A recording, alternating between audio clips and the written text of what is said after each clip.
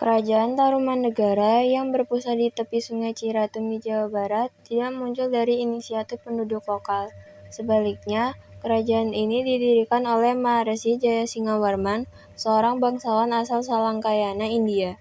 Pendirian kerajaan tersebut merupakan respon terhadap kekacauan dan penjajahan yang dialami oleh Maharaja Samudragupta dari Kerajaan Magadha. Dalam menghadapi situasi tersebut, Jayasinghawarman memutuskan untuk melarikan diri dan mendirikan kerajaan baru di wilayah Nusantara. Data dari Prasasti Kebon Kopi dan Prasasti Ciarutan menunjukkan bahwa kerajaan Tarumanegara berdiri sekitar abad ke-4 atau ke-5 Masehi. Kerajaan ini yang mengikuti ajaran Hindu dibentuk oleh Jayasinghawarman setelah diterima oleh Raja Dewa Warman VIII dari Kerajaan Salakanegara. Pasca menikahi putri Raja Dewa Warman VIII, Jayasinghawarman memperluas wilayah kekuasaan hingga mencakup daerah yang sekarang dikenal sebagai Bekasi, dan menamainya Kerajaan Taruma pada tahun 1358 Masehi. Dari saat itu, Jayasinghawarman memimpin kerajaan selama 24 tahun hingga tahun 382 Masehi. Setelah mendirikan Kerajaan Tarumanagara, ibu kota kerajaan Jayasinghapura menggantikan pusat pemerintahan yang sebelumnya ada di Kerajaan Salakanagara. Sejak saat itu, Kerajaan Tarumanegara mengendalikan berbagai kerajaan setempat, sementara Kerajaan Salakanagara hanya memiliki status sebagai kerajaan daerah. Jayasinghawarman yang merupakan seorang maharsi dari dinasti Salangkayana di India, bermigrasi ke Nusantara setelah wilayah kekuasaannya diserang dan ditaklukkan oleh Maharaja Samudragupta dari Kemaharajaan Gupta. Melalui pernikahan dengan putri Raja Dewa Warman VIII di Jawa Barat, Jayasinghawarman menjadi pendiri Kerajaan Tarumanegara pada periode 358 sampai 382 Masehi. Pusat pemerintahan kerajaan yang sebelumnya ada di Rajatapura atau Salakanegara yang terletak di kawasan Teluk Lada, Kabupaten Pandeglang, Banten, pindah ke Tarumanegara. Pergeseran ini tidak hanya mengubah status kerajaan Salakanegara menjadi kerajaan daerah, tetapi juga mengangkat kerajaan Tarumanegara sebagai kerajaan utama di wilayah Jawa Barat. Sejak wafatnya Jayasinghawarman, kepemimpinan kerajaan Tarumanegara dilanjutkan oleh Dharmayawarman, meskipun catatan sejarah tentang relatif minim. Barulah pada masa pemerintahan Purnawarman sebagai raja ketiga, kerajaan Tarumanegara berhasil mencapai puncak kejayaannya. Corak pertanian. Kerajaan Tarumanegara memiliki mata pencaharian utama di bidang pertanian dan perdagangan. Wilayah ini terkenal dengan hasil pertaniannya seperti padi, kopi, dan rempah-rempah. Selain itu, kerajaan ini juga terkenal sebagai pusat perdagangan di wilayah barat Jawa, dengan jalur perdagangan yang menghubungkan wilayah barat dan timur. Tarumanegara berasal dari dua kata, yaitu Taruma dan Nagara.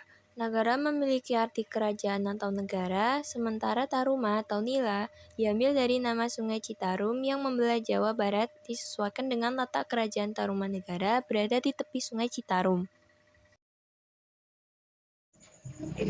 Raja Indrawarman adalah raja kelima sekaligus dari kerajaan Tarumanegara yang memerintah sejak tahun 455 sampai 515 Masehi. Dia naik tahta sebagai raja yang menggantikan Raja Wisnuwarman yang mengangkat pada tahun 377 Saka atau sekitar tahun 455 Masehi. Puncak kejayaan kerajaan Tarumanegara terjadi pada masa pemerintahan Purnawarman yang berhasil menjadikan kerajaan ini sebagai salah satu kekuatan maritim di Asia Tenggara. Ia juga membangun hubungan dagang dan diplomatik dengan kerajaan-kerajaan lain di Nusantara seperti Kutai, Sriwijaya, Kalingga, dan Bali. Selain itu, ia juga menjalin hubungan dengan kerajaan-kerajaan di India dan Cina. Yang pertama, Prasasti Tugu adalah salah satu prasasti yang berasal dari Kerajaan Tarumanegara. Prasasti tersebut isinya menerangkan penggalian Sungai Candrabaga oleh Raja Dirajaguru dan penggalian Sungai Gomati oleh Purnawarman pada tahun kedua-dua masa pemerintahannya. Yang kedua, Prasasti Kedukan ditemukan di sekitar Sungai Batang, Kedukan Bukit, Kota Palembang. Prasasti ini memiliki ukiran angka 686 Masehi yang ditulis menggunakan aksara Pallawa dengan bahasa Sanskerta. Diketahui, isi dari prasasti ini adalah tentang Dapun Tahyang yang pergi menaiki perahu dan menceritakan kemenangan Kerajaan Sriwijaya.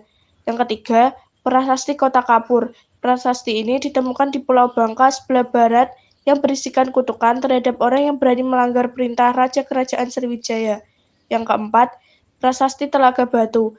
Prasasti Telaga Batu ditemukan di kolam Telaga Biru, Kecamatan Ilir Timur, Kota Palembang. Prasasti ini berisikan tentang cerita kutukan terhadap orang jahat yang ada di sekitar wilayah Kerajaan Sriwijaya.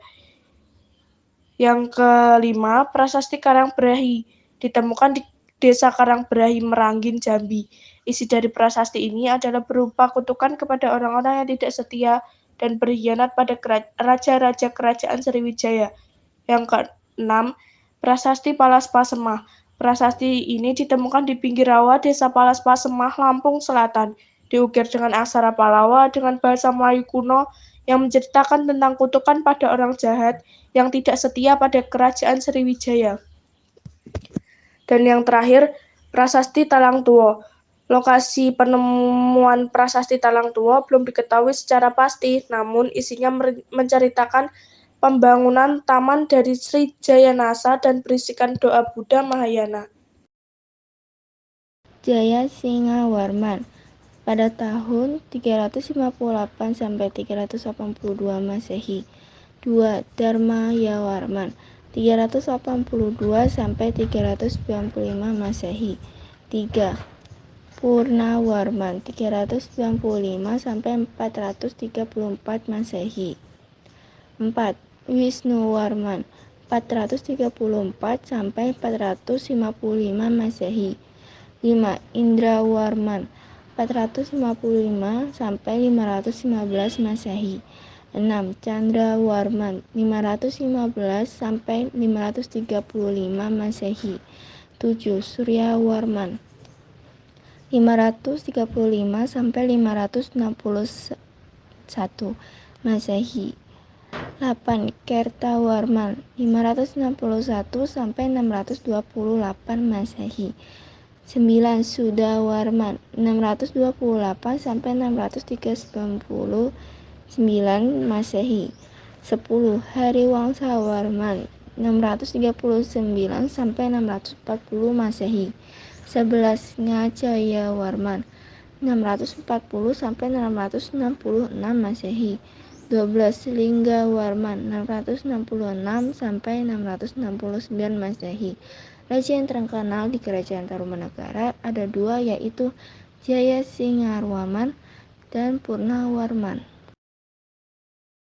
Kerajaan Tarumanegara akhirnya bubar setelah wafatnya Raja Linggawarman 669 Masehi.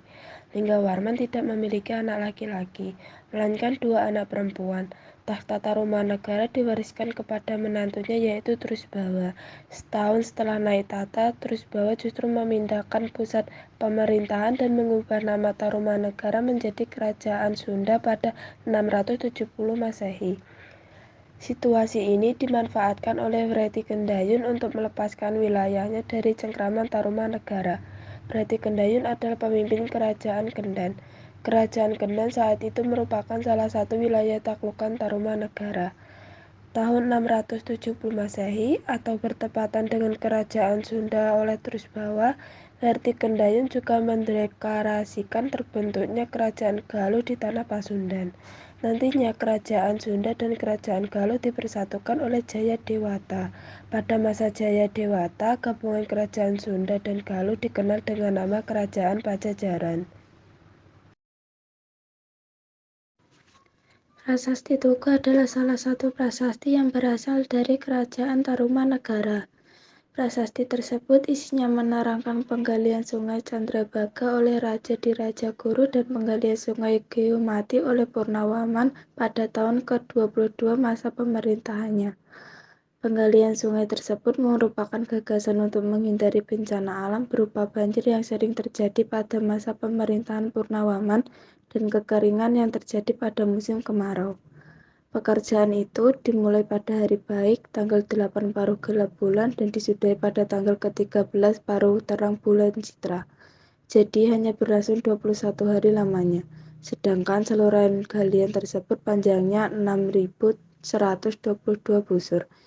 Selamatan baginya dilakukan oleh para Brahmana disertai 1.000 ekor sapi yang ditumbalkan.